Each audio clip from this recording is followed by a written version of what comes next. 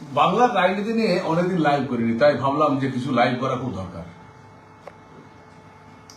আমি শুধু বলতে চাইছি যে পশ্চিমবঙ্গ রাজ্যে তৃণমূল কংগ্রেসের অবস্থা দেখুন, আমরা কোন দিকটা চয়েস করবো আমাদের উপরে।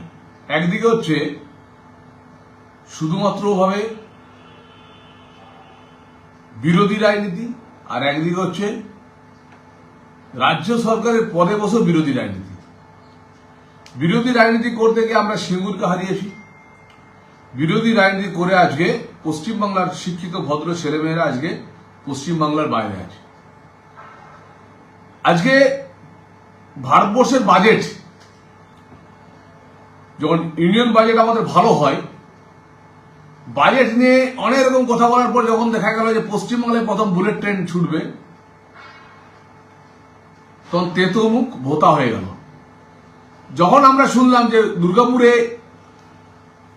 ইন্ডাস্ট্রিয়াল হাব হবে, তখন তৃণমূল কংগ্রেসের মুখ ভোতা হয়ে গেল। এখন নতুন ড্রামা দেখতে পাবো। কি ড্রামা দেখতে পাবো না, 2021 আমরা দেখেছিলাম মমতাদির পা ভেঙেছিল, হাত ভেঙেছিল, ডবল ডবল চাকরি দিয়েছিলেন, খেলা হবে করেছিলেন। আজকে সেইগুলো তার কাজে খাটবে না। বাজেট নিয়েও উনি পেছনে চলে গেছেন। এখন দুর্নীতি নিয়ে প্রতিটি পাড়ায় পাড়ায় তৃণমূল কংগ্রেসের নেতারা দুর্নীতি করে, তৃণমূল কংগ্রেসের বিধায়করা একটা বড় চোর। তৃণমূল কংগ্রেসের বিধায়কদের বিরুদ্ধে সাধারণ মানুষের অনেক রাগ, এবং বিধায়করা প্রায় 50% বিধায়ক, 50% বিধায়ক তৃণমূল কংগ্রেস এইবার ইলেকশনে হারবে। সেই জায়গায় দাঁড়িয়ে আমার নতুন নাটক দেখলাম কি না, দিল্লিতে আমরা লোকসভায় সাংসদ চলছে এসেছি, তো প্রথম দিন দেখলাম যে বলছে পুলিশ ঢুকে গেছে বঙ্গভবনে, একটা ফুটাই দিতে পারেনি। শাড়ি পরে, আট পরে শাড়ি পরে দেখালেন। সত্যি বাংলার মা বোনেরা বলুন তো, এই আট পরে শাড়ির অভিনয়টা কতদিন দেখবো আমরা? এই যখন অভিনয় সাকসেস হলো না, কলকাতায় বা অন্য কোথাও গোটা রাজ্যে কোনো মিটিং মিছিল দেখলাম না, এখন আবার সুপ্রিম কোর্টে গেছেন, সুপ্রিম কোর্টে সওয়াল করলেন। কি সওয়াল করলেন? কোনো কিচ্ছু সওয়াল নেই। আমার কথা হচ্ছে, সওয়াল করে আবার নিজেকে দেখা যায় যে সর্বজান্তা। তিনি স্লোগান পড়েন, করা গেল প্রহরিত সরস্বতী পুজোর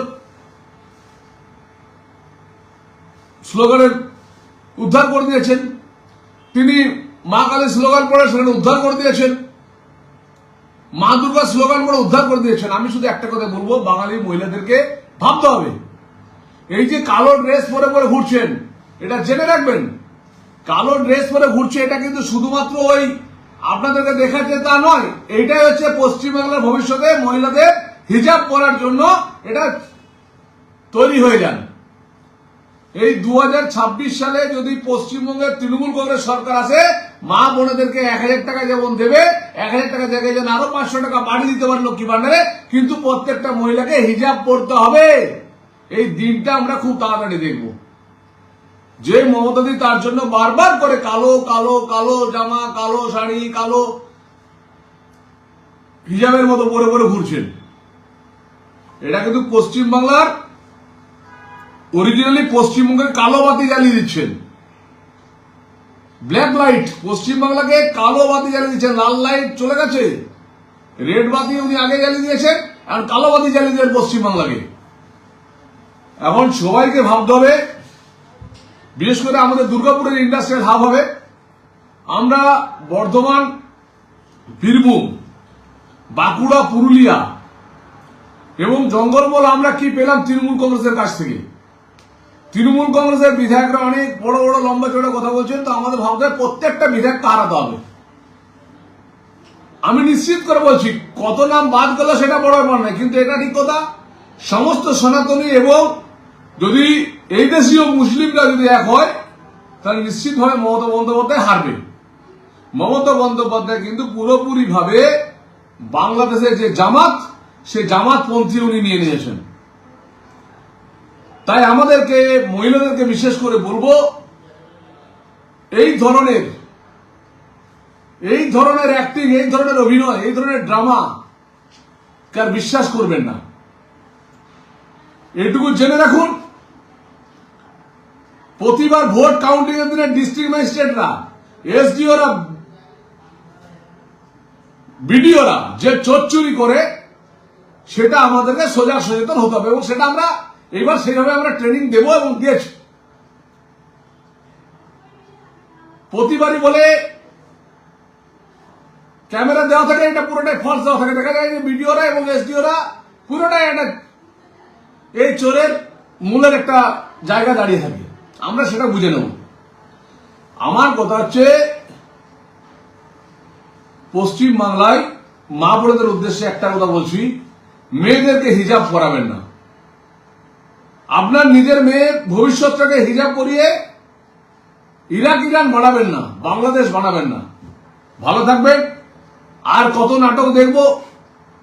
রাজা সিনেমাটা খুব মনে পড়েছে। রাজা বাবু, তিনি ডাক্তার, তিনি উকিল, তিনি পুলিশ অফিসার, সে রাজা বাবুর কাহিনী। আজকে মমতাদি পুরো দিল্লিতে রাজা বাবুর কীর্তি করছেন, কেউ যাচ্ছে না। আর অভিনয়ের বিশ্বাস করবেন না, ড্রামাটাকে বিশ্বাস করবেন না। বাংলার মা বোনদেরকে বলছি, আপনারা এটা অন্তত করবেন না, নিজের মেয়েকে হিজাব পরাবেন না, এটা অনুরোধ করছি। ভালো থাকবেন সবাই। ন্যাচারাল জেমস্টোন মানেই প্রকৃতির আসল সৌন্দর্য। ঠিক যেমন রত্নভিলা জেমস অ্যান্ড জুয়েলারির ন্যাচারাল রত্ন যেন সৃষ্টিকর্তার হাতে আঁকা এক অবিস্মরণীয় শিল্পকর্ম। আমাদের সংগ্রহে পাবেন 100% খাঁটি এবং অথেন্টিক সমস্ত ধরনের গ্রহরত্ন সবচেয়ে কম দামে। আমাদের প্রতিটি রত্ন যখন হাতে নেবেন, ভেতর থেকে এক ধরনের শান্তি ও বিস্ময় অনুভব করবেন। এছাড়াও পাবেন বিভিন্ন নজরকাড়া ডিজাইনের গোল্ড প্লেটেড ও সিলভার প্লেটেড জুয়েলারিও। জ্যোতিষশাস্ত্র অনুযায়ী পাথর তখনই কাজ করে যখন সেটার কাটিং আর ফিনিশিং হয় নিখুঁত। তাই সঠিক পাথর কিনছেন কিনা তার জন্য টেস্টিং সার্টিফিকেটও দেওয়া হয়। আমাদের ঠিকানা Ratnavila gems and jewellery, Goghat, Rathtala, Hooghly. যে কোনো প্রয়োজনে যোগাযোগ করুন এই নম্বরে। রত্নভিলা জেমস অ্যান্ড জুয়েলারি শুধু সৌন্দর্যের জন্য নয়, ভাগ্যের জন্য।